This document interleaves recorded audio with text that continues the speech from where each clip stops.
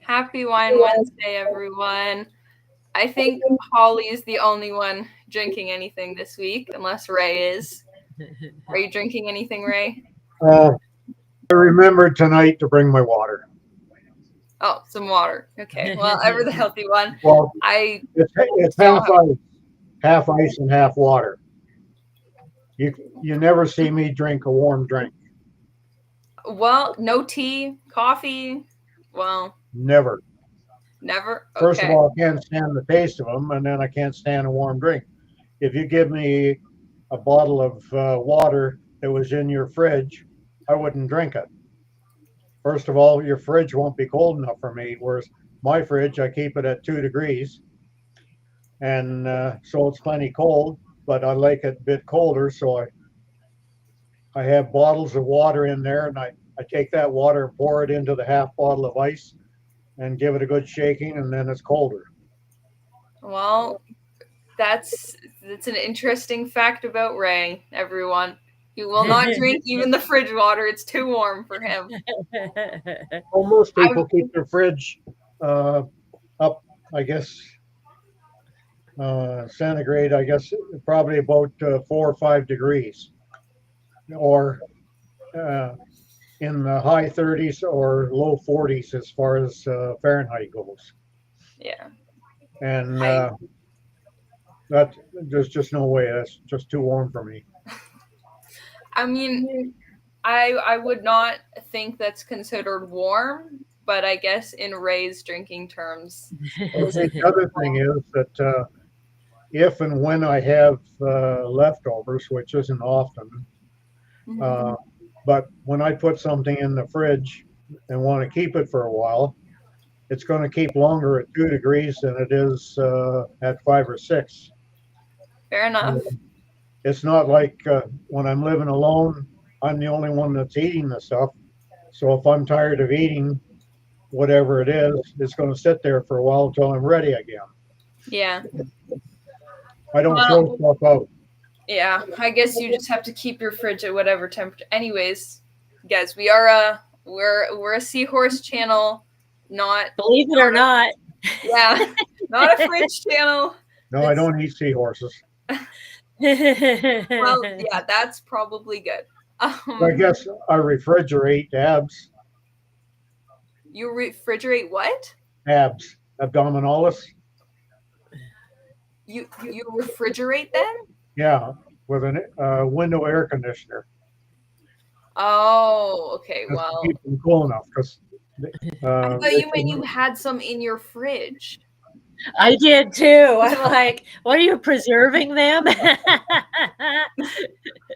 Yes. So I great. mean, I preserve my seahorses' bodies, but I leave them out in the air, not in the refrigerator. Yeah. I don't know. I was a little scared there for Ray that Ray had frozen seahorses in his fridge. Um. Yeah. well, I No. had frozen seahorses in the freezer at one time. May I ask Yeah. why you had to freeze that? Oh, like the babies Well, die? this was many years ago when I didn't know why seahorses were dying, and so I wanted to keep them until I could send them off to Guelph. Oh, okay.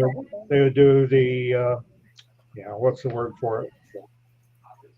Another word for autopsy. Yeah, no, I know what you're thinking of, but I can never think of it. Like pathology report, Biopsy? No, like not a biopsy. Anyway, it doesn't much necropsy. matter.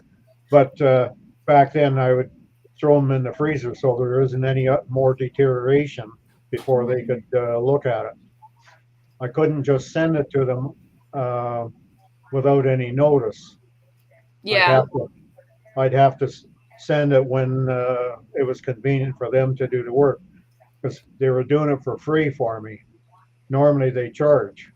Did they ever find anything like interesting findings that you actually learned from these autopsies?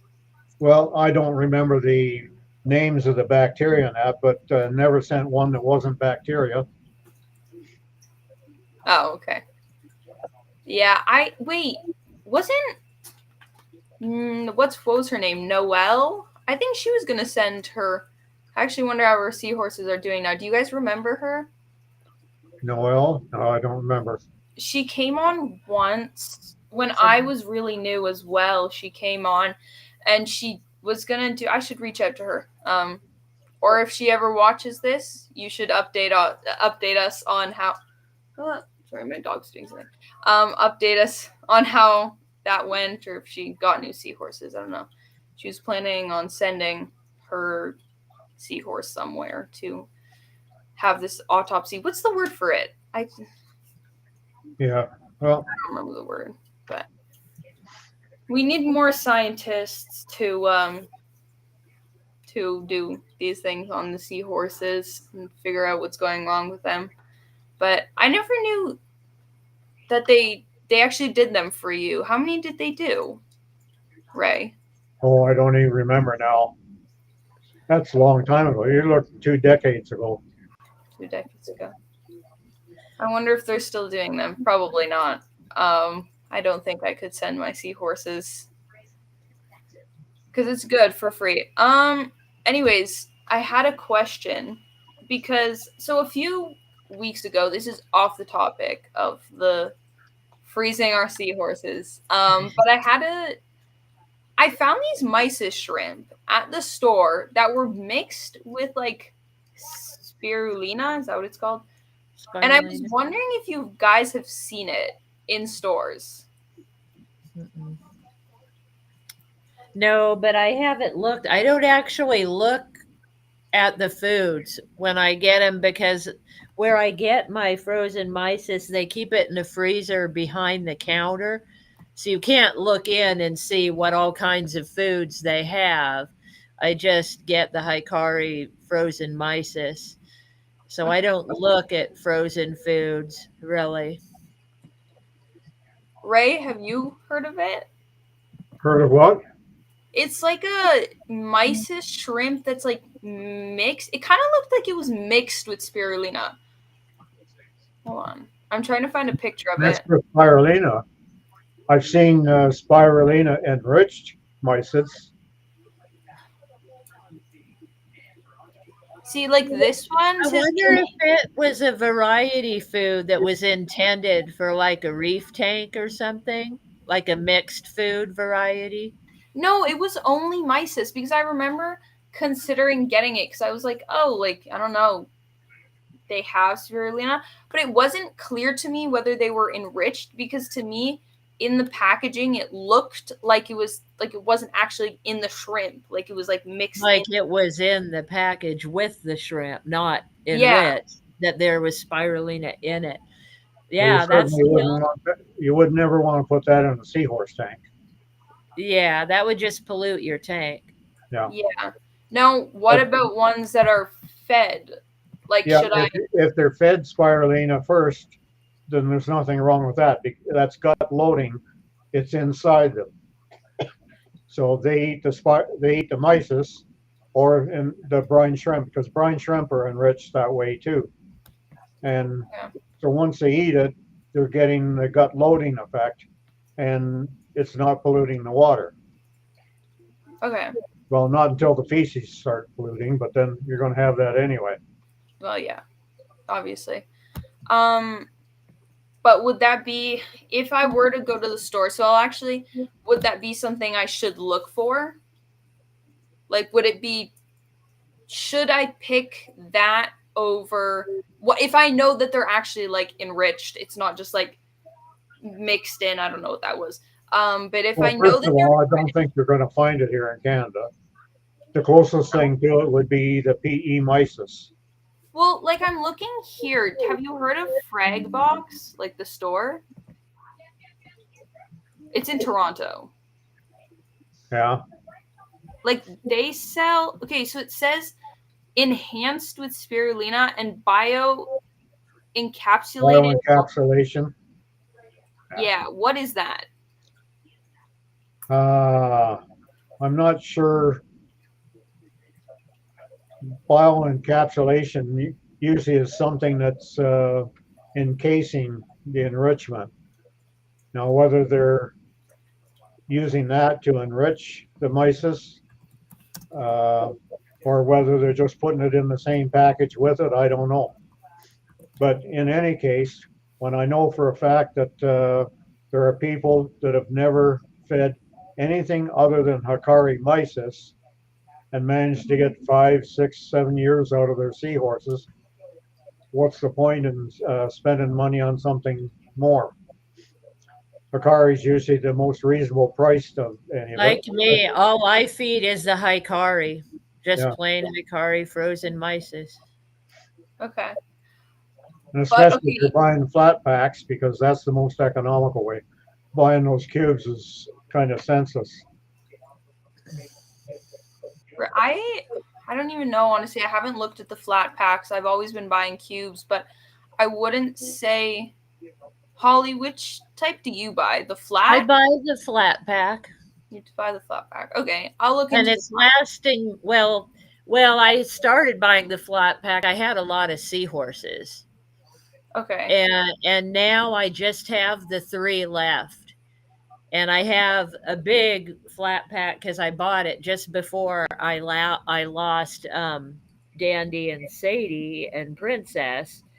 So now that flat pack's gonna last me a long time. When I had lots of seahorses, I had, let's see, I'd say about 10 seahorses at the time, roughly, and then 8. And at that point, a pack would last me a month. Okay. Now I think that pack will probably last me like 3 months or so.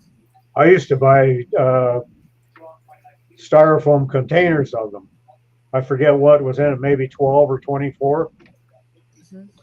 But Like uh, of like separate sheet, like the sheets of them, yeah, or like. the 1 pound packs, the 16-ounce flat pack.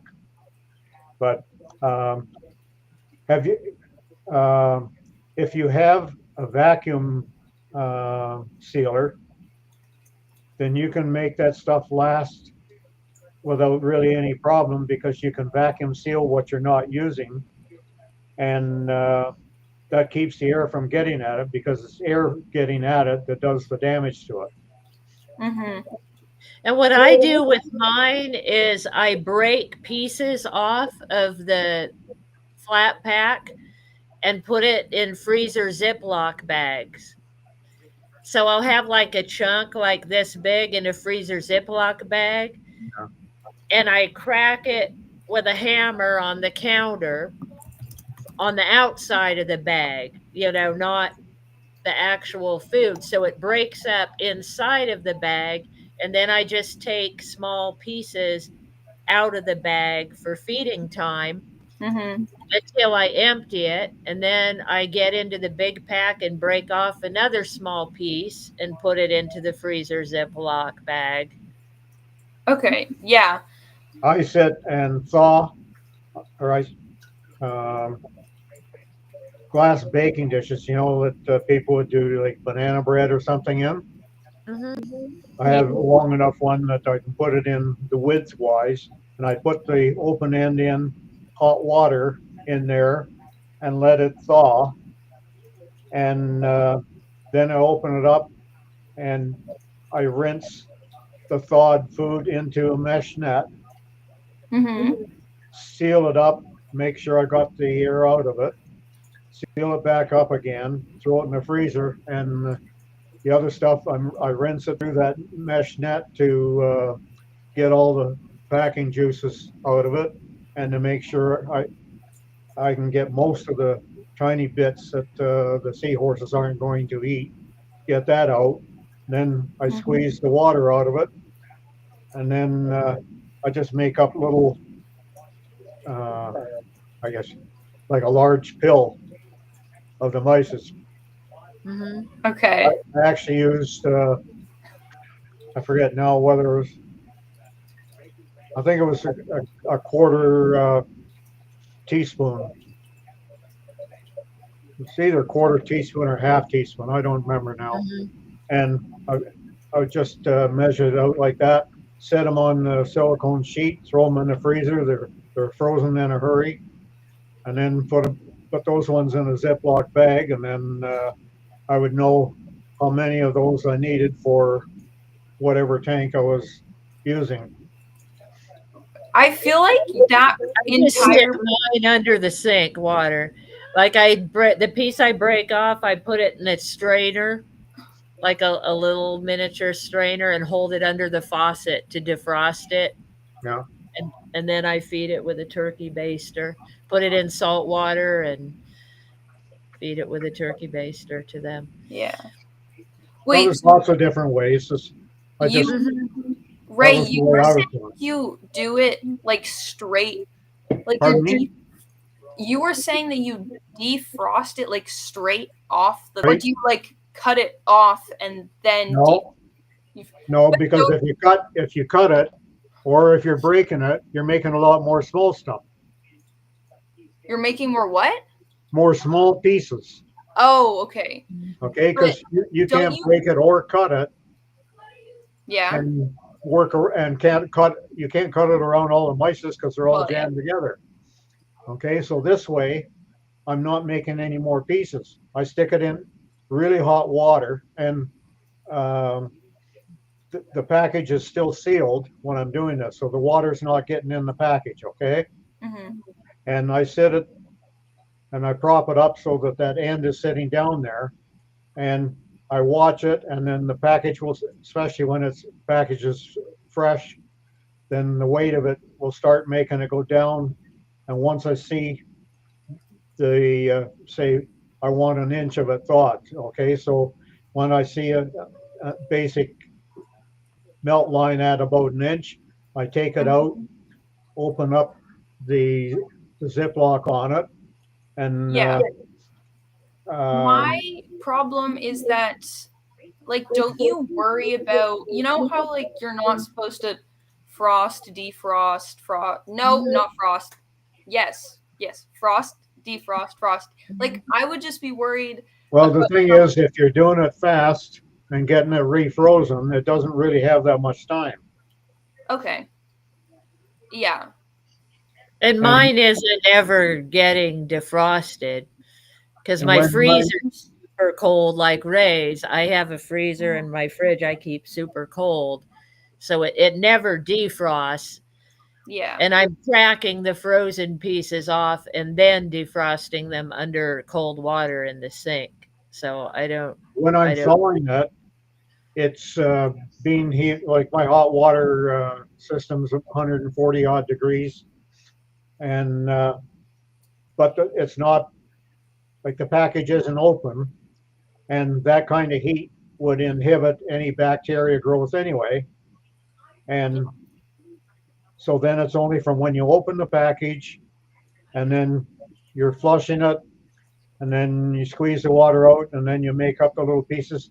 Like I could do an inch piece in once I open up the package, I'm guessing now 20-25 minutes, and have it on the silicone sheet with these little mounds of it, and freezing again in 20 or 25 minutes.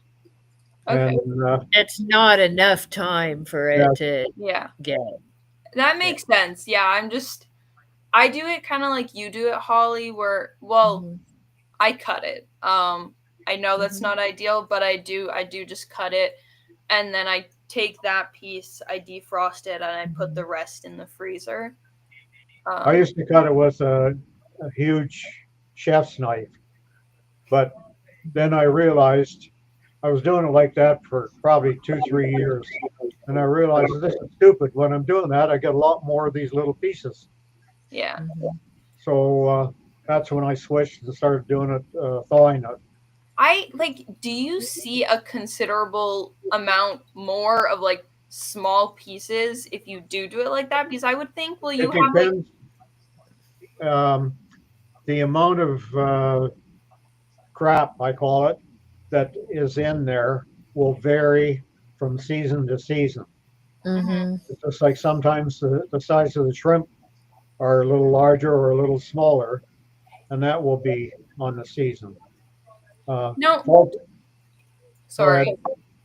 Sure. I was just gonna say that on the topic of having different things in your shrimp, I found a fish Sure. in my mysis shrimp. Yeah, Yeah, sometimes you'll find that fish, happens. pieces of fish. I found an entire fish. Like it was a Yeah. small Yes, I fish, do too. but I Yep. was I like, have been too. That's common. Yeah, is that common? Like Sure. yes. I did not expect that. I was just, I had my shrimp, whatever, and there was a fish in it, and I was like, where? I just fed it to one of my crabs. Yeah. If Yeah, you ever find sometimes a I fish give it in to the with goldfish. brine shrimp, then I'd be suspecting something wrong there because fish can't live in the salt water that the brine shrimp are naturally living in. Oh, okay. So if you find them, but the mysis shrimp, it's normal to have fish in it. Right. That's right. Yeah, I yeah. was honestly surprised that it was like because it was like this big, I would Whole say. I have found, yeah, almost sardine size ones. Sometimes I had Um, a big one time. I showed my husband. I'm all, look what came in the. We fed it to the Actually, gold. a full size erectus or the average size abdominalis, if you cut that fish in half and throw it in, they'll probably eat it. yeah. Well, I just gave it to one of my hermit crabs because he appreciated it. Um, but it was honestly it was surprising mostly because the cube is this big, the fish is like this big, and I cut the cube in half. And it was in a cube, huh? Yeah, I Yeah, was it's like, not as how? surprising in a flat pack, but yeah, if I saw one in a cube, that It would was take the up full most of fit. the I had cube. cut the cube in half, and I still had an entire fish. I was like, okay, well, That's um, funny. yeah, That's funny. One I was thing you'll notice is that after winter harvest, like when it comes to be like, I want to say February, March, April, May, right in there, I notice it gets small. The it gets, mysis gets really small because the winter harvest is not as big of shrimp. oh, And okay. so, like right now, what we're buying is nice big pieces, at least where I live. It might be Mhm. seasonal depending on where you live, what your shipments are like. But this time of year, like October through December or October through January or something, I have nice, big, juicy mysis. Mhm. And then a few months later, all of a sudden they're like really tiny. And it's funny because the first time that happened, my seahorse's first year, when it came to that time of year where the mysis was really tiny, the seahorses were looking at it like, I'm supposed to eat that? Where they were looking at it and looking at me like, Mom, what's wrong with the food today? And then they got used to it. And after years, they're used to that cycle. So, like the first time the smaller mysis comes in every season, they'll like look at it and then they'll be like, okay, and start eating it. Okay, the shrimp's small now. Mhm. I yes, I know that they are super picky. My female is not so much, but my male is super picky on what he decides to eat or not to eat because it's like, They're choosy, yeah. yeah, there's like a big, there's quite a few shrimp floating towards him, and he Mhm. he likes one out of the 10 shrimp that are Yep. at least my female kind of just cleans up the rest of them, but Yeah, you should see in dish feeding, my seahorses will sit and look at the dish for a long time, picking out which one they want. well, not all of them are up to their standards. Yeah, I think honestly, dish feeding might be easier in terms. Would you say it would be better to dish feed or broadcast feed? It kind of depends on you and your No tank. preference. Like, if you have a lot of nooks and crannies where stuff gets stuck and you have trouble getting it out, that's the main reason that I got into dish feeding was because it was easier for me to clean up, and less Yeah, polluting of the tank. For But me, I I in prefer general, broadcast. broadcast feeding is easier because you just put the food in as long as they're going to get it all. But if they don't get it all and you've got like decorations or reef stuff or something that where the food's going to get stuck and not found and decay in your tank, Yeah. then the dish feeding helps you keep your tank cleaner. That's how I feel about it. Either way can work. I've done both in I brought combination. that first of all because I like watching them hunt down the food, and Mhm. also um, they really aren't that active an animal except for when they're going after their food. So Mhm. I walk my dogs. Well, I can't walk my seahorses, but I can get them to go after the food and make them more active, which to me, just putting 2 and 4 and 6 and a bunch of other things together and coming up with the answer is just better for them health wise. Mhm. Yeah. And see, mine after a certain age, the ones that were broadcast feeding decided they didn't want to broadcast feed anymore. They only wanted to eat off the bottom. They wouldn't swim after it after a point. The way After they we got to handle be, I'd say a year and a half, 2 years old, Mm-hmm. they're like, I'll just wait for it. If it's My not in front of me, I don't want it. my male kind of does that. Sometimes he just decides it's not his day. He's not going to run after the food, and I have to put it in front of him, or he's not eating at all. You'll just I've noticed that with males, all my is females that were better hunters than the males. Like they were see? more apt to go after food. They were more excited about the food than any of my males ever were. Joey was saying the same thing, so I was wondering if that was um, kind of a potential rule, not rule, but like for me, it was the other way. really? Yeah. Oh, okay. So It's you're not that I wouldn't have some females that were out feeding the males or more aggressive in the feeding than the males, but on a general average, the more aggressive ones in feeding were the males for me. hmm would you say it differed between like species, or were they all kind of just the Well, same? I've had 7, and I can't say that I'm. I can't pick out something that I can recall a species that was different. But then again, I wasn't making trying to make a point of that either. It's just um, I found that for the most part, the males were like that, with the exception of when they were carrying. When they are carrying, they're very reclusive and they don't eat very much. Now, that may affect some people's observation in that if they're pregnant a lot and carrying a lot, then obviously they're not going to be feeding as much at that point, and Yeah. so that's going to affect their perception of which ones are feeding better. Yes, I have noticed that the males, but generally, Yeah, like I. my females, yeah, were always way more into hunting food than the males. Yeah. And then Dandy was kind of an exception with most of the males in that he was always excited to eat. Like most of my other males, they'd eat when I put food in. Dandy would get ready before the food came. He knew the times that I was going to bring food and he'd be sitting at his dish ready to eat. Hi, Kelly. And so he was more excited about food than most of my other males were. But in general, my females were always the hunters compared to the males when it came to food. Kelly, How what about do you, you think? Kelly? She says the Yeah. same thing.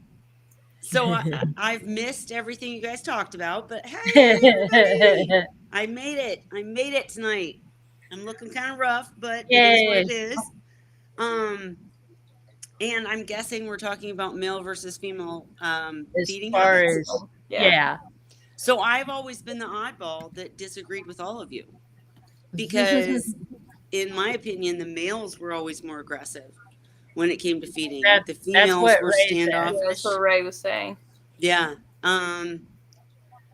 And that was just in every sense, not just feeding, but the males were just always more aggressive, um, in, fighting for the women, in Mhm. fighting for the food, in, trying to get what they want. Mhm. Maybe I have a thing against men. Who knows? What do you think, Ray? No, I'm just kidding. How about if you ignore the feeding part of it? Would you say males or females are typically more outgoing? We have a question on that.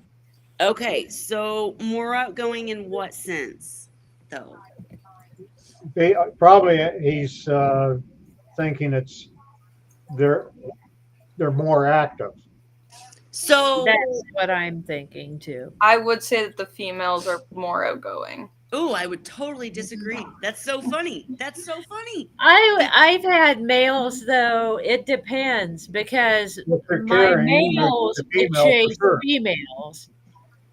My Wait, males wait, were wait, wait. more Hang on. active chasing females, but the females were more excited about food than the Okay, Ray, males what in what did you general. say? The males might be when they're not carrying, but if they're carrying, the female is definitely more outgoing than the male. So I would agree with that. If a male is carrying Fry, right? He's Yeah. hiding out, he's protecting his pouch, he's doing the dad thing, right? I do agree with that. But I just mean in general, in my experience, and this just shows you guys, every experience is different. There's no, rhyme or reason. You can't say, "Oh, get Yeah. females and this will all work And out," or get individuals males. are even different. What I was going to say is, I had males that were so aggressive that they couldn't be in a community tank. Like they would just go, anybody that got in their territory, anybody that got near them, anybody that messed with their woman, anybody that anything, they were snicking at them and chasing them and making their lives hell. And so I literally had to set up a bachelor tank for real with these three males that couldn't get along with anybody else. I put them in a tank together, gave them their own little spaces, and it worked out. But in a community tank, it didn't, because they were all so aggressive and so active that they couldn't get along with anybody else. So Mhm. I really think it is one of those things that boils down to, it depends on the personality of the seahorse, you Yeah. I know, think so too. Because I had because one male like that, and it was the one that came back to me, the one I had sold. yes, And yes, then all the other ones died. They gave it back to me, and he he was a little butt to all the yes, other horses in the tank. He was chasing all the women and snicking at all the boys, yep. and yeah, just a little terror. But in general, my males have been more outgoing as far as chasing females and each other and that type of thing. But when it came to eating, my females were usually the biggest eaters and the most excited about the food when it came. So one thing I would mention too is, I think it depends on your tank setup, just in general. Mhm, We've already said it depends on the personality of the seahorse, but also with the tank setup, how many seahorses you have in the tank, right? mhm, Because when I set up this tank for the three males that were just all butts, they were just mhm, all very aggressive seahorses, mhm, they got along fine because I gave them enough space. There wasn't mhm. any females to, There was nobody to fight over. there was nobody to fight over. They all got their food, they all had their territories, and everything worked out. But again, when I had them in with multiple other With seahorses, everybody. Mhm, whereas if you had a tank with two seahorses and one of them was aggressive, it probably wouldn't make any difference, right? I mean, the poor female would probably yeah, be, terrorized, but yeah. that's seahorse life, right? I mean, that's what they Mhm, do. They try to make mhm, seahorse babies. Um, so I do think it depends on what you're trying to set up, how many seahorses you plan to have in the tank, and then see how they act and figure things out. But if Yeah, and you're you're only talking about 2 seahorses, that's a lot different. Like when I'm talking about my males were aggressive, each of my tanks had 6, 7 seahorses in it. So yeah. there was a lot of There's stuff to competition fight over, yeah. for, yeah, there And was that's stuff, a good right, point because for the longest time in this one tank, I had 3 females and 1 male. right, So so no wonder he's kind of lazy. He's got 3 ladies right. to choose from, and their No competition competition, and right, their competition is each other, right, for his attention and for food. right. But it's probably a different dynamic than if you have, equal pairs in your tank, or more males than females, or all females, or I think you're right. It depends on your mix and their personalities, And most likely. I have videos of certain females trying to pair with their mate, and the mate is already pregnant by someone else. And Yeah. yeah, so it can get feisty. But my original pair that gave me the most fry, the healthiest fry, they always went back to each other. And they would always have other seahorses trying to get in the mix, and they just Mhm. didn't go for it. And they Mhm. always went back to each other. The male would go and get pregnant by other females, but that female only ever went to this male. I Mhm. don't know. There's no logic or reason. Yeah. It is what it is. But back to the original question and point. Mhm. Um, I don't think you can say, oh, Mhm. females or males are more vivacious, more, go after the food, or even more aggressive, because I just think it depends on the personalities. I've had Yeah. very timid males that, will Mhm. just kind of shrink into the background and do whatever the females say, be Mhm. led around, on a leash. And then I've also had tanks, and I think it does have to do with how many seahorses you have in the tank. Because when you have a Mhm. bunch of males together and Mhm. females, then they're going to fight over the There's females. They're going competition. to. Right. Whereas if you have, a tank of just males, they're like, whatever, dude, leave me alone. There's nothing here for us. And they just kind of Yeah.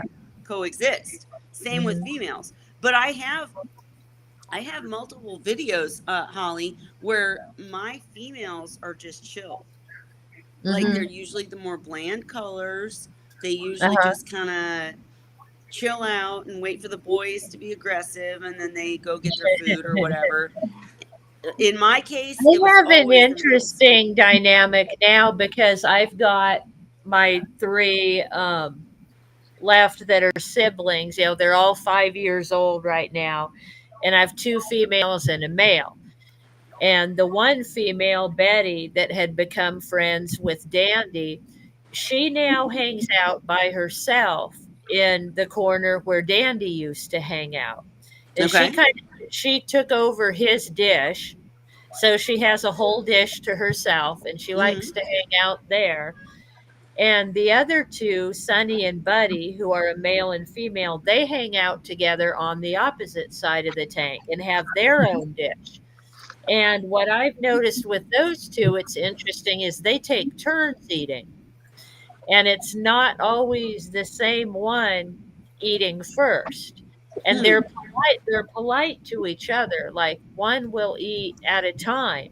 Usually they Yeah. won't both eat. Like one will eat and then it'll kind of move out of the way and the other seahorse will eat.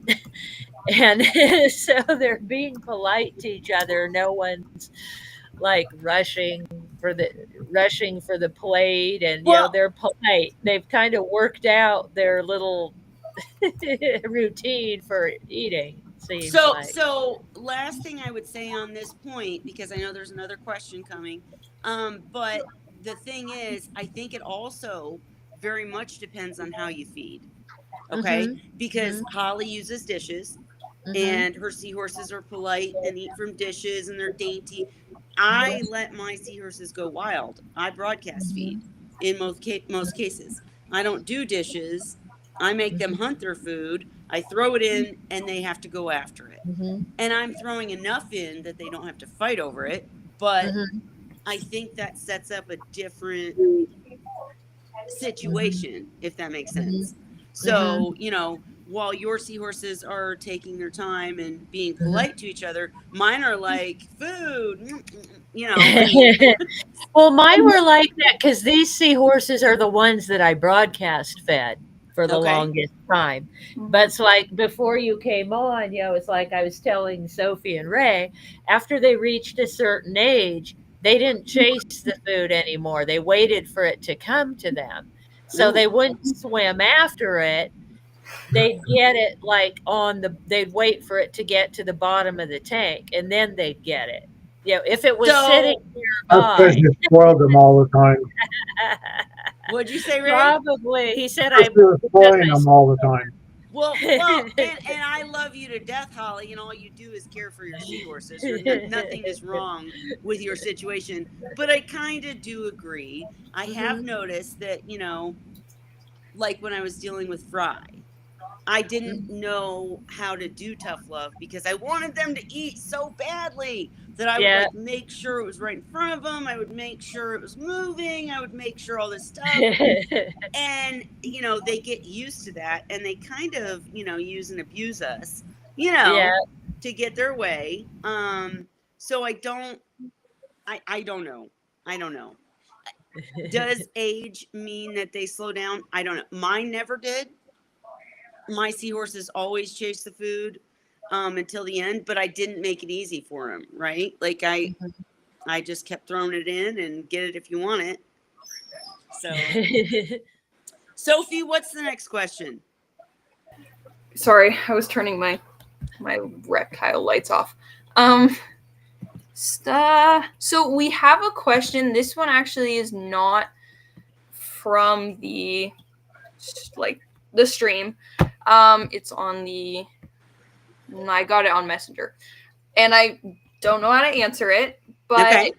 and it's totally unrelated to what we were just talking about. That's So okay. someone asked if my female seahorse is having internal gas bubble disease. Midsection of the body appears slightly buffed up. How do I resolve this issue? You probably can't. Gas bubble disease is the worst, especially internal. There's no scientific research that is definitive in actually resolving the problem. It's usually assumed, in the last decade, to be a chemical imbalance caused by organic failure. And the organic failure is usually caused by some bacterial attack. So, but no real like solution. Kelly was saying, though, is there anything that you can do to help it? Yes. Wait. You can time try out. antibiotics. Yes. But so agreeing with Ray that there's no scientific answer, that we can only give you what's worked for us. I can tell you that I did have 3 seahorses. I've got a video on it, where they had, I think it was a mix of internal and external GBD. And basically I treated with, let's see. Oh, it's been a minute. I believe it was triple sulfa and Furon 2. I don't even know if you can still get those. Can you write those down in the chat, please? The Furon 2 is, they have an equivalent to it. And we've talked about, is it furosemide? Furanazole? I know we've talked about it many times, but I can't remember it off the top of my head. Here in Canada, we can't get any of it. Right. Well, and I would. It is for. Yeah, I'm not going to say it right now, but sorry, something from work. So I used Furon 2 and triple sulfa. It did work. I saved my seahorses. They lived long lives. Now I know another one that you should look up is Canaplex. Any antibiotic Yeah, I've used a combination of Canaplex and Sulfaplex, I think, when Yep. I didn't have Furon too. So as Holly was just saying, if you can look at, so I use Furon 2 and triple sulfa. If you can't get Furon 2, get Canaplex.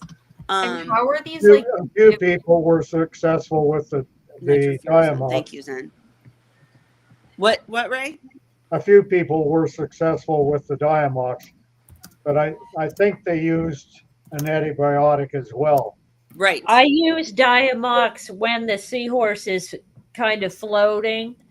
The Diamox, because it's not a antibiotic, it actually doesn't It's basically a water. solve the problem. It just keeps them from floating. So You the know, Diamox is for symptoms. It yeah. doesn't cure anything. It can just help the seahorse if it's floating, and you give them the Diamox. And what kind of method, guys? Flush. I put them in a 10-gallon tank and So clean them. all of this depends on the problem with the seahorse. If it has pouch emphysema, that's one thing. If it has true GBD and it's not in the pouch, it's like a female and it's floating, that's another thing. He said midsection of the body appears slightly puffed up. Okay, and is it female or male? Female. It was a female. So then you would have to do a hospital tank for sure. If the seahorse is still eating, the Diamox can help because they have a harder time eating if they can't get to the food if they're floating, right? How's that spelled? The Diamox. I just put it in the chat. Oh, sorry. I'm trying No, to. you're good. You're good. Right, well. And there's a proper name for it too. Not proper, Yeah, but it's a set of. I forget. I sent you some years ago. I know you did. I sent you my last one. Hang on, I was I'm about getting to. it from my doctor, and I can't Somebody remember. look it up because I don't have my phone. But Look what up. what? It's a diuretic that they use it in humans, but Right. it's basically a diuretic. But it does help when, for instance, if the seahorse kidneys are infected, then it can improve things there. Now, if it's another organ that's Right. affected, I don't think the Diamox is going to help. Right. But, So it does. Acetazolamide is the proper name for it. Diamox is the brand name. No, it's What did you say it was, acetazolamide. Acetazolamide. Yeah, it's Acetazolamide. ACE. It's on your screen there. Wait. ACE. It's on your, it's on your screen there, Kelly. TEZ. Oh yeah, in the private chat, he put it in there. Oh, okay. All right. There we go. Okay. Here you guys go. So this is just to treat symptoms, okay? So it can or cannot help, and it does make a seahorse not so ready to eat. They don't eat They'll very lose well their when they're on appetite. Diamox. Right. I usually don't feed them when I'm giving them the Diamox. Like if they don't Right. want to eat the first day I feed the Diamox, I'll stop trying to feed them until the treatment's over. Agree. Just And so then it doesn't. I do also agree that you need to treat them with an antibiotic, because if you're treating them for GBD, this is just going to relieve the symptoms, but you have to use an antibiotic to try to kill whatever bacteria is causing the problem to begin with, right? My thoughts on it are that by using the Diamox, you're giving them some relief in the symptoms, which makes it a little bit less stressful and allows the antibiotic to work better. Yeah. A stressed out horse doesn't, like the medicine doesn't work as well when the more stressed out they are. Right. It's just my thoughts on it. I don't know that for sure, but it's the way. No, I agree. Yeah. And I wish we still had Furon 2 because it was really a great antibiotic. Well, the But furosemide and those other ones, it's it's the same medication, just different name. right, can you get that though? Not in Formosidide or Canada. You can't get no? any meds in Canada now for ornamental fish. Hey, can you put in our private chat the spelling of formosidide or whatever, so I can show him how to look it up? Um, I I think do it's remember this. that with Furon 2, and I'm assuming this formosidide, that it was I think like it's this. I just put it in there. so it was a yellow-ish powder. It would turn the Yeah. water yellow, Yep. and it was light sensitive. So you had to be careful not to have too much lighting on it. So just make sure you read the instructions. We're not just throwing out, whatever for you to just try to figure it out. If you want to contact me on the side, I'd be happy to walk through it with you. Um, and I did make a video about it. If you look up, I think gas bubble disease and how I treated. But Actually, if you're going by the package instructions, it's probably not going to work. okay, why is that? Most medications for seahorses were, how do I say it? They they were longer terms, basically. Um, You have to treat for 10 days. I remember Yes, that. And you yes. change out half the water every day or full water just change a second, every I'll post my meds list again.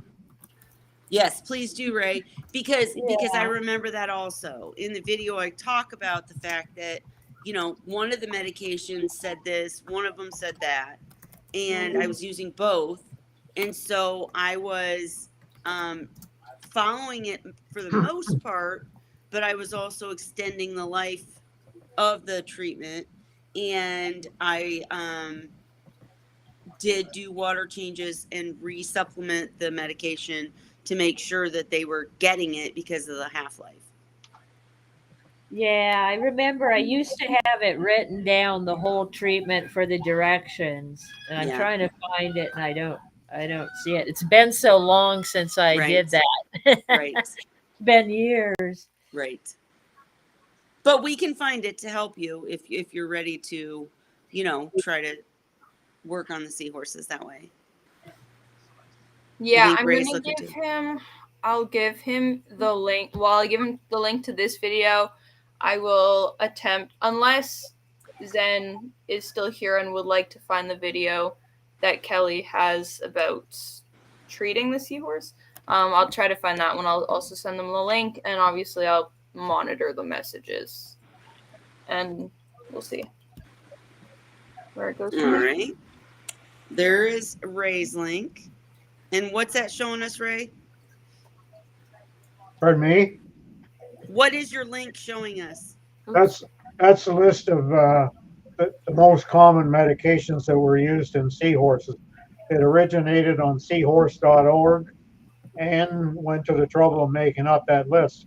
But a lot of people were having trouble accessing it on seahorse.org, so I copied it and put it on Sure. my website because anybody can go to my website. They don't have to be a member. Right. And thank you for that. But the thing is, it's more about remembering, as Holly said, it's been a long time since I've had to use these medications, right? So I just remember that light was a thing with Furon 2. So you wanted to Yeah, make sure that the tank was dark and no light over it because that would weaken the medication. So it's those little nuances that I don't really yeah. remember I keep fully. a towel and I found my directions. Okay. Basically, I'd keep a towel around three sides of the tank Okay. and kept no light on it in a fairly dark room. But the treatment with the Furan 2, I have it written down, it was 10 days. You'd Yes. 10 days. change 50% of the water and add a half a packet of the medication each day. So every time you do a water change, you have to replace the medication that you Yes. removed. So if you do 100% water change, you're going to have to add all fresh medication. If you change out half of the water, you need to Yep. add back half the medication. So I did 50% water change and a half a packet of the medication every time I changed the water. And the sulfaplex got a half a dose every day with the water change. So you Yep. start out with the full medication amount in the beginning, but then every day you do a half a water change and add half a dose of your medications. That's Was it. That's sounding exactly and what I it was a remember. 10-day minimum treatment. You have to do the 10 days because if Yes. you don't, then you risk growing, Creating worse problems. yeah, Yes. infections that aren't treatable. So Yes. you have to go the whole 10 So days. if you start it, you have to finish it, right? You have to see it Just like through for 10 human days. antibiotics, where they tell you you have to Right. finish the whole treatment. Yeah. And Sophie, if we did not answer this question in full, reach out to us on the side. But check out Ray's site to see the list of medications. Check out my video, which I will find because I think Zen is busy, but I can find it real quick and link it, where I cover exactly what Holly just said, but I do a video about it. Yeah, I It's just saw the old, video. but it's still valid. And then Sophie, I think we just had a question from Joey. Joey, did he ask? Wants to know what makes them different from keeping other fish. I would say, if I'll start, but Yeah. I would say for me, it's their personality and the way they interact with me. Because we have other fish in the house, but I would say that these ones are much. They interact with you, and they kind of become. I call them like little puppies, right? Because they're excited to see you. I mean, they're mostly excited to see you because they want food. But I would say that's kind of the reason why they're different, at least for me, because they are so friendly. I'm sure there are a few other fish species that are that friendly, but yeah, for I me, think it's more because people think of them as what's the proper word for it? It's a myth. yes. They think of them as a mythotic type of thing. Mythological creature. Yeah, but for me, what makes it different is their susceptibility to bacterial infection. And so you can't keep them like you keep other fish. That's a big I'm one. not sure which terminology, whether he was looking for that aspect or just the aspect of like the difference between keeping them and other fish. They react a little bit different.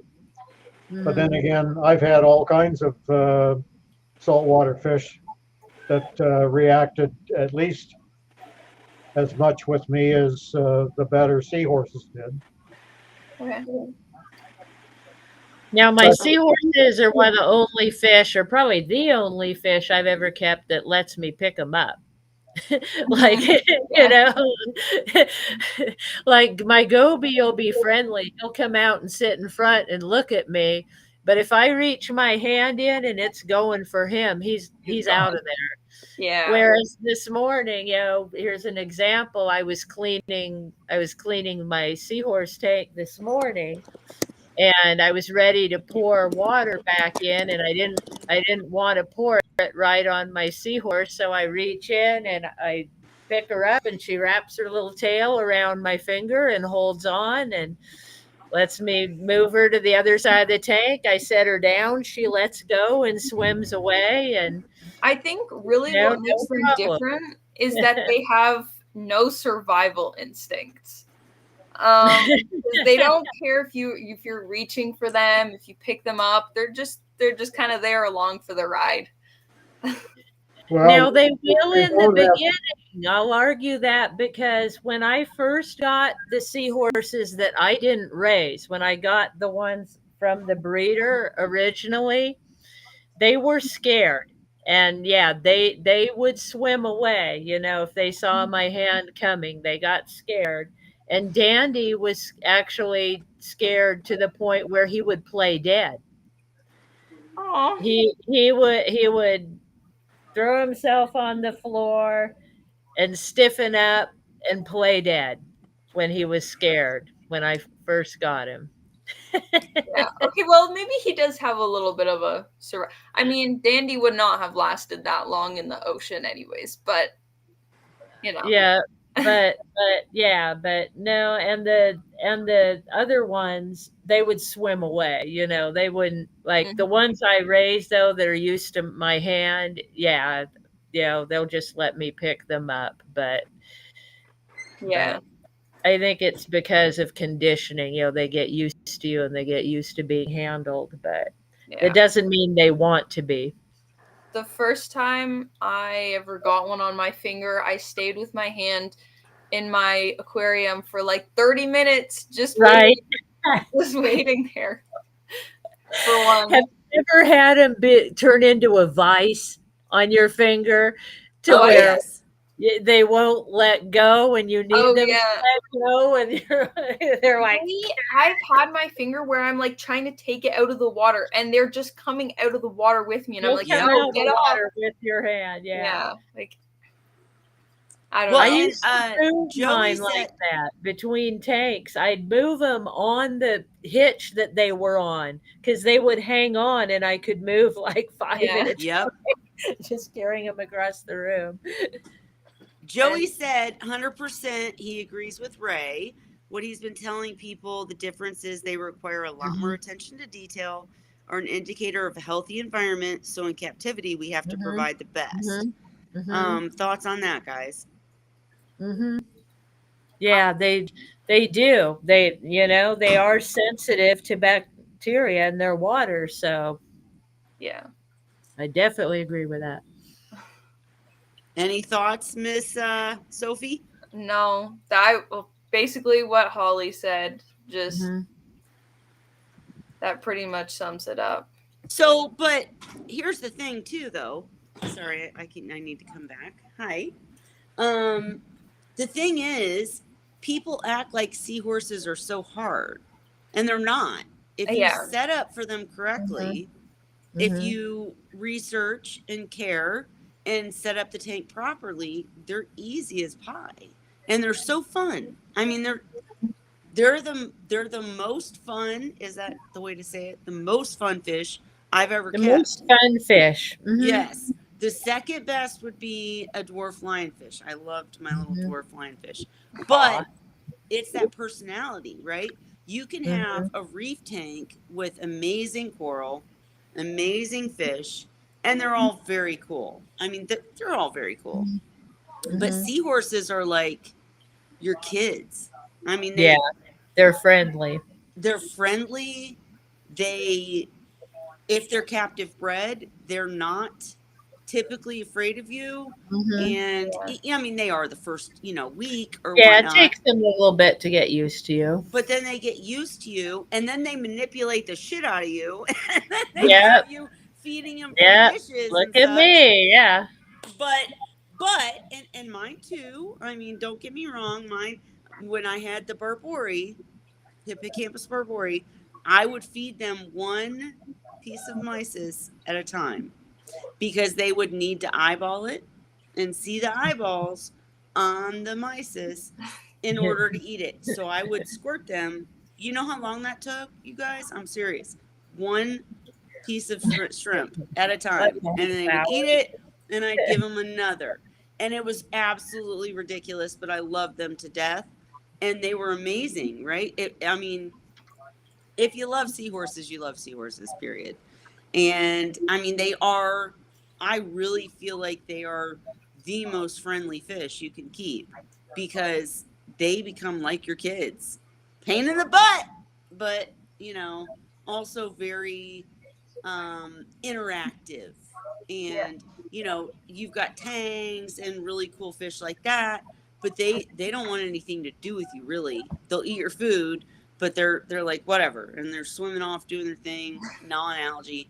Where seahorses will come up and dance for you, and beg you for food and, you know, interact with you, and just, it's, Mm-hmm. I can't imagine my life if I hadn't kept seahorses. And I've had some bad news lately. Uh, Holly, Princess isn't eating. What's that? Princess isn't eating. She stopped eating. Oh, Princess is dead. Princess passed a No, few weeks ago. no, My mine. seahorse. Wait, you both have a seahorse named Princess. No. Hers is Aphrodite. I Oh thought you God, you're said right. You're right. princess. I thought you were talking about mine. So she stopped eating too. Okay, well, Aphrodite. Did Aphrodite. you I can't forget even the name of remember your their names. seahorse? I was like confused for a minute. I'm like, princess is gone now. Why did I think her name was Princess? I really 'Cause thought it was. I'm it's too her busy at work, you sister. guys. I'm so overwhelmed at That's work. Oh okay. my God.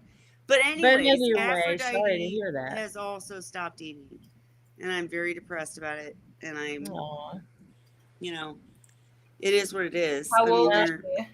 They're that age. They're the same age as mine. They're the Oh, same batch. It's the ones that I raised. So she 5 years. always was shyer. Like she's never Mhm. really gotten into the mix with the other seahorses, but I'm just really bummed about it. So it does suck, Sorry. guys. But Yeah. think about it. We've kept these seahorses for 5 years. You know, I Mhm. mean, they've had great lives. It just when Mhm. they start to get older and, you know, stop eating and not Mhm. do so well, it just really sucks. It really does. Because they are like Mhm. your kids. I mean, at least mine Yeah. are. And yeah. So what do you have? Two more in that tank besides her, if I Yep. remember right? Yep. So a male and a female Yep. still, or is that the And mix? they're still, you know, like they, and I want to ask you guys this because I Mhm. feel like she was snubbed.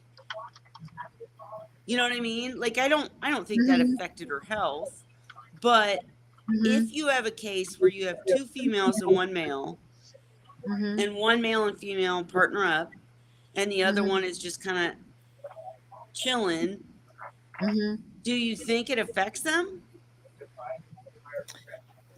You know, I don't think it really does. And the reason I say this is because I've seen mine trade off. When I Yeah. had my male with three females, and now he's down to two, it's like they would take turns. Right. Like one would hang out all by herself, usually because she wanted to, because Right. sometimes I'd see them all together, or I'd see all the females together, or him and one, and then it's him and someone else. And so it just seems like they were just doing what they wanted to. So Now, right. in the No, and I tank where I agree. have them left, they were hanging out all three together for a Yeah. while. And it's like Betty chose to go to Sandy's corner after, or not Sandy. See, I don't remember their names either. Right. Sandy. And we're Yeah, psychologically analyzing I have At least so I many seahorses. don't names have that Oh God. problem. in my head. What, But Ray? so when Dandy passed away, she decided to hang out by herself in that corner. And I think she likes it because she has all the food and her favorite hitch to herself. Because before he passed, she had stopped hanging out with him and it was hanging out with the other two. Mm-hmm. So she kind of chose that. So I think it's another thing where it depends on the individual seahorse and their personality. But I could see if they were, Well, not kind I to her, just feel pushing her like out. I mean, maybe that was going on. she never got into the clique. It's kind of how I feel, and I'm giving these seahorses too much human like personality, I right? get that. Right. But I just feel like she was always left out, and she wanted to be. She didn't want to be part of the group, but then now she's the one not eating, and I don't know. But she's also 5 years old. Are the True. others the same age, or are they They're younger? very or older? close. They're very close. Yeah. And Ray, you don't ever forget seahorse names, eh? Because you don't give them. No, Right. Okay, if well, you don't name them, you don't forget their names. Ray, That's have right. that ongoing conversation about if it's just like the girls who are the ones naming them, but actually Joey just named his named it. seahorses. Yeah, he did. Yay, we have Joey! Yeah. One Yeah. out of how many? If we Pardon? if we were to take a poll in a seahorse community and find out how many men, how many women, the women would outdo the males probably at least 10-1. Wait, are we talking seahorses or seahorse keepers? Yeah. Well, see, I know there's people who named their people seahorses. that name the seahorses. Okay. Could Well, be. Joey's on our team. Could be. My husband names his fish though. So there's some guys out there that do. But yeah, I'm sorry to hear that. My other three, like I said, they're slowing down. They're still eating, but they don't have the exuberance that they had, when they were younger. Sure. I've found that's been my experience with the seahorses. But they all just turned 5 years old. What, October 25th was their birthday. So now they're going on 6. And honestly, I think I told you this before. I don't expect them to last another year. Right. Well, But and my original seahorses that gave me all the fry, they did live longer. Not much. I mean, like 7 to 8 years. But I just I worry about the quality of seahorses coming through. along. Like Mhm. we need more captive breeders. I wish I could do it. Oh my God, you guys, I can't even keep up with my own literal human kids. So I can't be the one. Yeah. We need people that want to become breeders and that can become connected to sources that can get them without hurting the ocean, get them, F1 and, wild caught stock so that we can provide captive bred that will live longer, do better, etc. And healthy, hardy seahorses, and hopefully Yes. figure out the bacterial infection thing maybe in Yes. the future and be better at preventing that. Yes. Yeah. I think we have a guest. One sec, quickly before I let Joey in. Why is he not showing up? He's not showing up for me. Oh, there he is. I'm going to give a little spoiler for either next week or the coming weeks. I actually have some special guests that I'm trying to bring in. Woo! And I also have someone who's not going to join us. Potentially, we'll see. It's a huge time difference.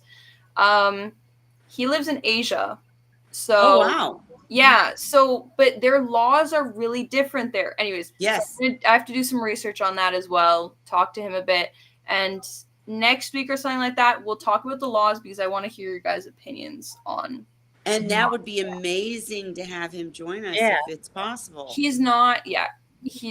We'll talk about it afterwards. Okay. I mean, he could even join without, showing his face and just talk. We'll talk afterwards. Okay. But that would be really cool. Yeah. That I can tell you're taking such good care of the channel. Thank you, Sophie. All right, let Joey in.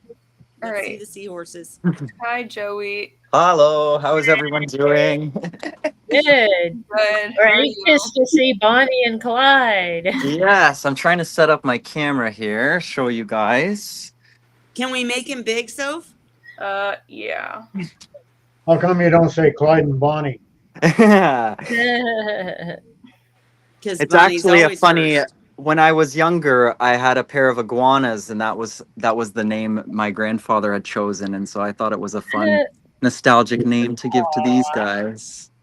Which one's that Joey, one? where'd you This get these guys? So these are from Cultured by Science. Oh, nice. Nice. Yeah, and this one here is Bonnie. She likes to hang out on the devil's hand there, and the Yes. male, he always hangs out behind.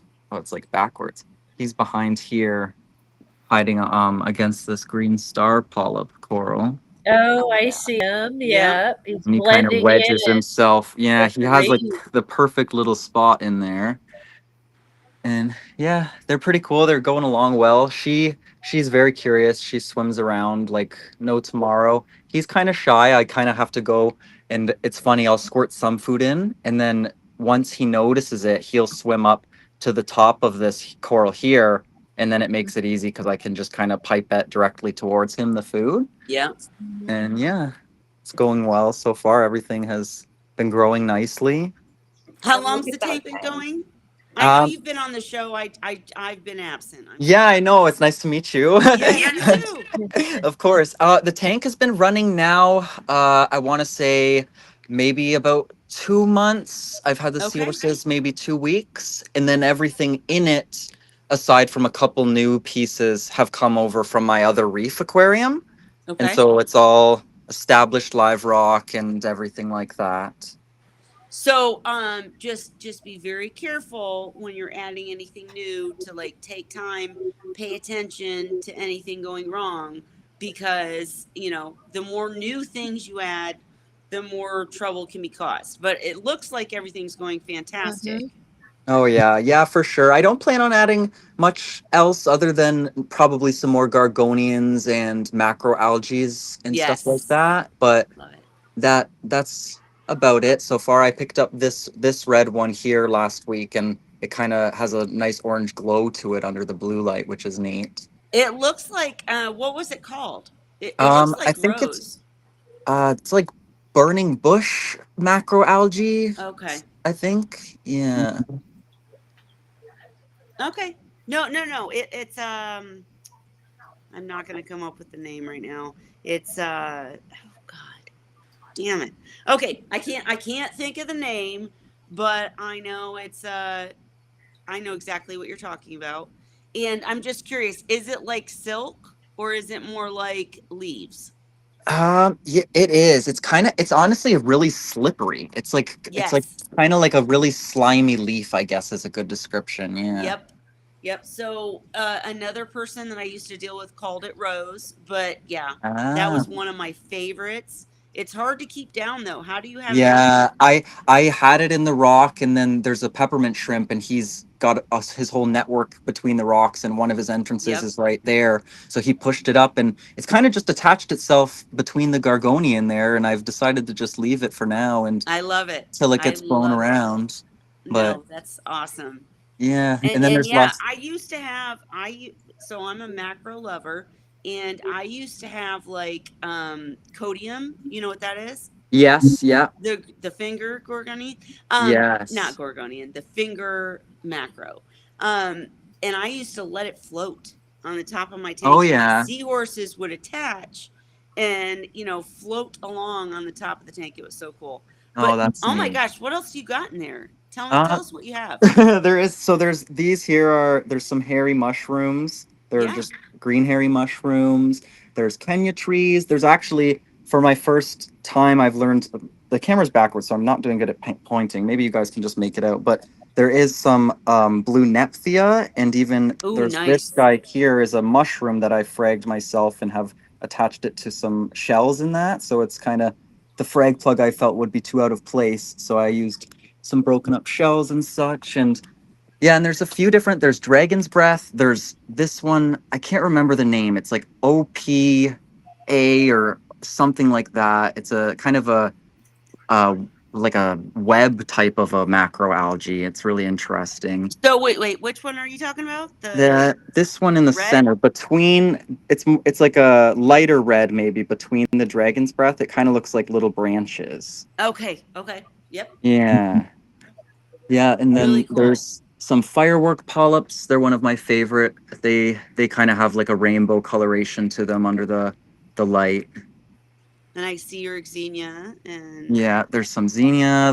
And then I have this mushroom at the bottom is bright green, and so my goal is to hopefully get some other ones spread across the bottom because I think that would look pretty neat against right on the yes. glass.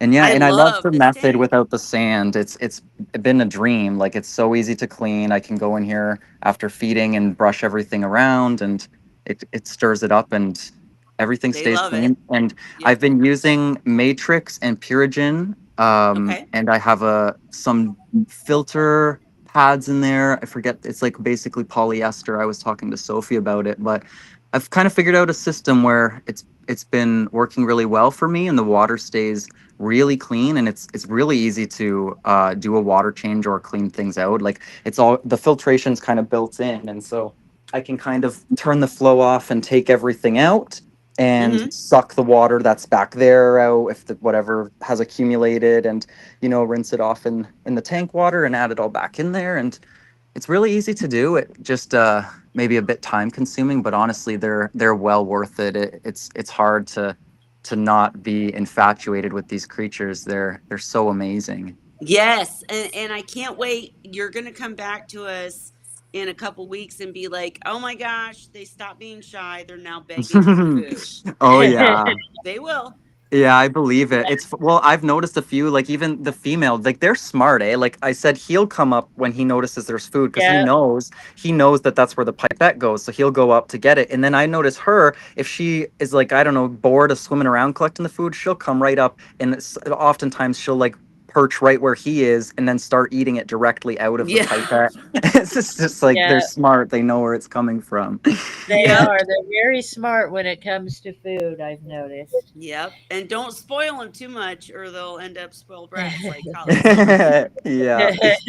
Yeah. But no, I think the tank looks amazing. You're Well, doing a thank you. great job. So you said you have for filtration. You said you have Purigen and what else? I use Purigen and Matrix. It's like Yep, another I know form of Matrix. Yep. media. It has a very high surface area, so it does a lot for the amount that you need. And then And I obviously you have the rock, and yeah, then you're using some filter pads. And the only, I mean, like if that this sounds like an amazing setup, I have nothing to say. But if it starts to build up after a while, we could give you some suggestions. But I think you're doing everything right now. I for mean, sure. like, I mean, it Thank you. looks really good. It looks very clean. I think you've done it. How about skimmer though? That's the only thing. I don't have a skimmer. I've been looking into getting one. Yeah, It's just finding a model that will work with this tank has been my biggest challenge. There's a sure. Coral Expo coming up, so I'm hoping going there I'll maybe see some in person and get a better visual, because just like going on Amazon, it's hard to like Yes. figure out which one is going to fit in there, and because it's a pretty small space, Yeah. and then the way with the water. But So with your space, because I have an all-in-one, yeah, I set one up just to prove that it could be done and it can be done. But do you know the footprint of your uh backspace? the backspace, I think it's like I want to say 5.5, but I could be wrong. Yeah, mine's 5 by 5. So Okay. Yeah. so I can give you some suggestions. But I mean, like at this point, I'm not even saying you need it. I'm just saying better to get it Of as soon as course. No. possible, and avoid anything you can avoid. Yeah, Um, definitely. but I mean, I don't. Yeah, I think you're doing amazing. This is a beautiful tank, and the seahorses look very happy. And good job, good job. I'm Well, so thank you. impressed. Yeah, it's awesome. I mean, I learned from all of you guys. You guys have helped me a lot, honestly, and especially you, Kelly. I've gone through and watched a lot of your videos over the past Oh few gosh. weeks. like probably almost all of them, trying to learn as much as I can. And there's a lot of helpful information out there. Of course, there's never ending information, which is the best part about this. It's Yes. something you always get to learn about every day. So how do you have the let's see, what is the pink up in the top of the tank? This Is one, that that's a Kenya tree at the very okay? top. How do you And have it attached? so I actually, before adding the seahorses, maybe a week prior, I had used some coral glue and glued this live rock as actually from my reef tank. And it's funny because I'd kind of been growing it in the hopes of some project with this Gargonian. And so it worked out perfectly because I just was able to remove it and all of the corals and everything are already attached to it. And so I just had to attach it directly to the background there. And I love yeah. it. Oh, That's beautiful. And then that is this one such is an just awesome a scape. coral. This is just branching green star polyp coral, and I've just Wow. directly attached the coral to the back. And so I'm hoping that that will kind of cover this area and continue to branch out as well. So are you hoping it'll grow like onto the background? Yeah, I'm hoping because Okay. it should encrust on the surface and then branch outwards. So Oh my hopefully gosh. it will cover up the background over time, especially on this side. So there's actually 4 different types of green star polyp in here. And like this side over here, this rock has 2 species and both are encrusting, meaning that they'll cover the surface. And the one has a blue center and one has a white center. And so I'm hoping they'll cover the back on that side and get a cool mix of different things going on in the future. So you've made my day because you know I am a macro lover and this is really cool. I'm so sorry I missed when you came Oh to no, join us of the last time, course. but oh my gosh. This looks beautiful and I can see where you're going with it and it's going to be amazing. I Yeah, mean it it's already is, Oh, and but you've been posting the coolest videos and stuff. I always love seeing your videos and pictures of Bonnie and I Clyde. appreciate that. Yeah, They- I try to make some fun content. I've been trying because I see what you guys do and I think it's important. Like they really people need to understand more and the conservation side and protect our oceans. Just getting that awareness out there, even in through a little video, I think is so important, right? absolutely. Mhm. Absolutely. Can I make a Very, very comment cool. here? What, Ray? I wouldn't be too concerned about putting a skimmer on this tank. You're Okay. using Purigen, and that's going to remove the deal that the skimmer would. So Well, and I would say that for all-in-ones, I haven't found a skimmer that I'm satisfied with to actually do the job. So, Mm. Ray, if you're saying that Purigen is a good Like a substitute for substitute, it. Like yes. it'll That was it, my thinking, and I ended up using like a higher recommendation because reading it's using more is better. But then on top of that, I have a system where when I'm feeding them, like I'm not leaving any food waste behind at all. So I really try to make sure I'm on top of keeping any organic matter out of the water from that would cause any problems. So I'm hoping that with all of that it will help. But I don't know. That's what's interesting to hear everyone's opinion because the skimmers they seem like it would be so helpful, but it's is it necessary is the thing that is interesting to well, it's the find fact out, that I guess. for a skimmer to work well in a seahorse tank, it has to be greatly oversized, and Okay. your tank doesn't have the ability to put an oversized skimmer in it. Very few hang-on back skimmers work well for seahorses. Um, Ah. so, as far as I'm concerned, well, as a matter of fact, the Purigen and carbon are going to take out more types of dissolved organics than what a skimmer will. Yes. And that's what Randy Holmes Farley has mentioned to me. And Randy is a scientist that happened to be great for the hobby as well. Oh wow. And so I So, figure so he I'll knows far more than I do, that's for sure. right, and I'll give us that. Let's see how it goes. My question to you is, what are you doing for the macros? And this was a question that I was asked. My macro tank was put into a magazine and all sorts of craziness.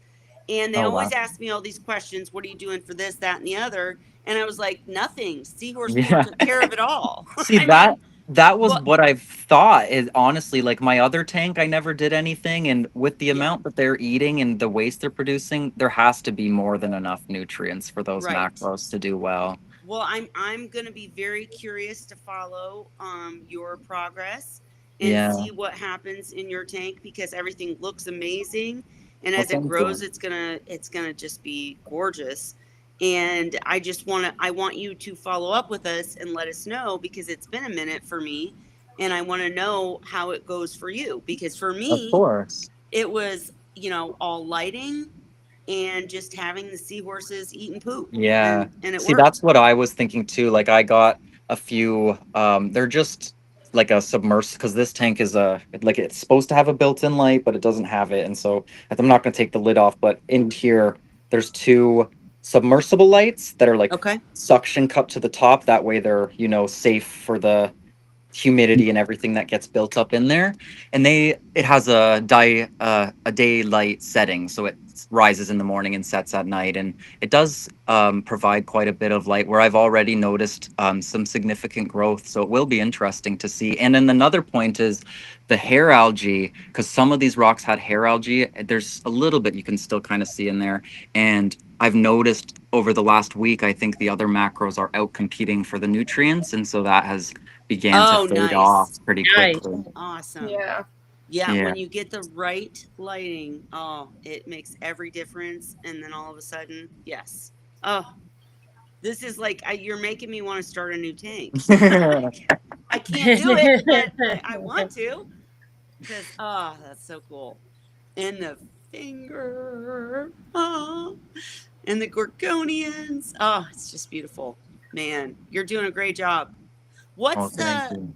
what is the leafy green Uh, down in the the like right? twisty green algae, this one? Nope. Go left. Right This one? there. Nope. Oh, I Up see what you Oh, mean. the Farther much, back. not this one. No. that. Um, You were just pointing at it. this Up. here? Yes. I think that is. Oh, there is a type of mushroom there, and then there is some more star polyps as well that are a little bit lighter. But I mean, what's the green? Uh, Is that star polyps? yes, those are Oh, star okay. polyps there. Yeah, I think Okay. they're just in the background, so they looked a little Yeah. different. Is what Sometimes it. they even get different shapes and lighting depending on where they're growing in the tank, which is so neat. I know. So my question to you is I see the flow and you're giving it the flow. How did you set up your flow? So initially I was like from the initial research I was like, "Oh my god, they don't need a lot of flow and how am I going to do that?" And so I ran it pretty low, and then from more research and watching your videos and everything, and I realized I'm going to need some more flow, and so I ended up kicking it up, and this pump I believe it's running at 700 gallons an hour, but I have it reduced slightly. And then inside, through the way I have my filtration set up, it is kind of slowed down, I guess, because of the media that it has to go through. And then Okay. I find that just the way that it disperses, it kind of comes up and it hits this front glass, and then you'll get a current that kind of comes down, and it kind of creates some different movements, but nothing too strong or anything I would worry about. At first, I thought it was too much, but after seeing the females swim around and eat, it's crazy that they, even though they're not the best swimmers, they can handle themselves in a little bit of Oh my current, Yeah, no gosh. Yeah, problem. yeah, that's one yeah. of our main things that we try to tell people is, the low flow thing is not true. Yes, exactly. I Well, mean, I have my seahorses swim into the flow just to flip yes, I've over and seen come she's back. sat right in front of it with her head like. Yes. Yeah, Yep. yeah. They They like love the it. flow, and so do your macros, right? Yeah. They need the Oh flow yeah. too. So, but I see everything moving. I just think you're doing a great job. I'm really impressed, Yeah. and I'm so happy that you're joining our team and, Well, thank taking you for care of the having me. seahorses so well. Of Bonnie course. and Clyde. absolutely. Bonnie's like, Yeah. listen, leave me alone. I'm busy. Yeah, she's like She's ready got for her bed. little castle. It's like her little throne up there, I Yeah, know. like the queen of the tank. She's I can yeah, sit right here and see everything. I'm the little queen. yeah. So the male's just shy right now? He's just really shy. He Yeah, will come out when I'm feeding, but not like just enough where I can see him and direct the food to him. But Okay. it's crazy. He's so observant. Like even like I can see him now, like his cautious little movements. Like I know he's watching me, yeah, and he's just like, Yep. what is yeah. that thing outside of the tank? And he's just Yep. kind of hiding his face, right? But I'm sure it just takes time, right? Like even Exactly. seeing her, like there's It been does. And they maybe. all have their own personalities. Yeah, that's what's so funny, right? Like even Bonnie will go up on, and Ray was telling me that it's a comfort thing, and it's so funny because I've caught her many times, almost every night. She sleeps with the bubbles just like massaging her back, and she just Yep. lays back with the Yeah, bubbles going up, and it's kind of like a little bubble yeah, bed, I guess, for her. yeah. So Yeah, are what's you interesting is the way your male is kind of shy. One of my boldest seahorses, Sadie, she started out really shy when I moved her from the grow out tank in with the adult seahorses. She Yeah, was really shy for a long time. And she was always the shyest about whenever I added something new. She was always the last one to check it out, always the most careful, shyest seahorse. And eventually, it took her actually a few years, but she came out of her shell and became one of my friendliest ones. oh yeah, So you yeah. never know. There's all Just waiting, their own little observing. yeah. One day maybe he'll do open you up for plan to sure. breed?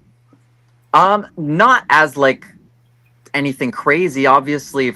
Well, not obviously, but I would be very interested in the whole process of raising the young. And like I've said before, I've bred many different fish and reptiles in the past, so this will definitely be an interesting learning journey for sure to see how that goes. And I would like to figure out, like I've been reading actually a lot of Ray's articles on his website and all of that to try to prepare myself just in the event that I'm sure eventually he's going to have them, and I would like to be prepared in that event.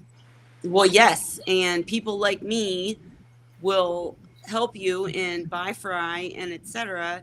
And we need to get something going so that we are providing captive bred to Yeah, people who want to keep them. So I'm 100%. always in support of anyone that's willing to even try, because Yeah, what you're doing is amazing. 100%. And I love that scape. I just keep like, you did a Thank really you. good I did. job. I tried. I really did. I love it myself too. It's probably one of my favorite tanks that I've done. I find myself here a lot watching it. There's so many fascinating bits about it. The other day too, I found, I don't know if you've ever had a brittle starfish, but there was a micro brittle starfish, which is just a Okay. tiny, maybe like a half an inch across. And I found him in one of the rocks down here. At night he comes out and just kind of cruises around the rock. So it's just so Cleaning up. fascinating how many different things there are. Do you have any other cleanup crew in there? There are two trochus snails. You can see Okay. one there. They're my favorite snail, the striped ones. Yep. And there is a tiny, like really small blue leg hermit crab that I put in here from my reef tank just to help clean up a little bit, but I don't Sure. know where he hides out. And then Sure. there is a peppermint shrimp, of course, just in the event that I get any of those pesty aptasias pop up. Absolutely. You are so on top of it. I'm seriously impressed. I mean, like, you have done your research. You know what you need. I mean, and you're doing a fabulous job. I mean, this is an amazing tank. The seahorses seem so happy, and it's beautiful. I mean, and you have all your aces covered. You're doing great. I'm I just very really happy. appreciate that coming from you. Thank you so much. No, I mean, that's what I want. I want to see more people do that research and set up properly. And I mean, no, if you can't have a skimmer, do something else in preparation for not having the skimmer and using the macros and having the, man, I'm just really impressed. You're doing great. That's awesome. Yeah. Bonnie and Clyde, we wish you good night. All right. All Yeah. right, guys. What else do we have to ask him or anything else? Sorry, I'm coming back. Here. Miss Sophie, make us all big. Okay. Anything else for tonight, guys? I will be coming from now on. Sorry I missed last week, but I will be here next week. And so glad that you're joining us, Joey. Sorry. I drink my wine while I do this. Yeah. But Sophie, you're running the show, so I'm gonna shut up. Anything else you have for us, or No, honestly, I'm sorry, Joey. I didn't ask too many questions. Oh, that's okay. I asked you too many questions when we're not live. and I jumped him. I was asking more questions tonight. Hey, So- Kelly, Yeah, I we was were realizing talking that about- Enjoying looking at all the Wait, beautiful you're all corals. talking. Holly, what? I said I was just enjoying looking at all those beautiful corals and macros in that tank. I'm like, oh, what's that? That's so cool. Yes. What did you say? we Sophie? were lacking at the start of the show, and I was saying that's what we need Kelly for. Yeah. Ah, Yeah. Yeah, because Kelly you comes just in- come up well- with all the topics. Like, I don't. But we have Joey now too. Joey can come in and talk about what. Oh yeah. Yeah. The I team can of us tell will he do a can great hold a job. conversation. Yeah. So Joey, join us anytime and talk to us about seahorses because I Of can't always course. be here, but I want to be. I want to be here every time, guys, and I'm gonna Oh, try yeah. to be. But for tonight, we are gonna. Sophie, what would you like to say? And I keep taking Okay, over. I'm sorry. For tonight, we will finish here, and then hopefully we'll get some special guests in the next few weeks. But happy Wine Wednesday, everyone. I don't have a drink. Happy Wine Wednesday. I'll I've do got the my wine drink. Wednesday. My water. Water. Yeah. Cheers. Right. Cheers, guys. So Sophie and Joey, you guys got to at least get your water. You're youngins, but you got to get your I water. don't have any water, and I can't move right now. My I got bearded my dragon water. is sleeping on my leg. So I'll do the cheers. Get your water, Joey. All right. Happy Wine Wednesday, everybody. We'll see you next Happy week. Wine Wednesday. Wine Wednesday. Bye. Wednesday. Cheers. I know.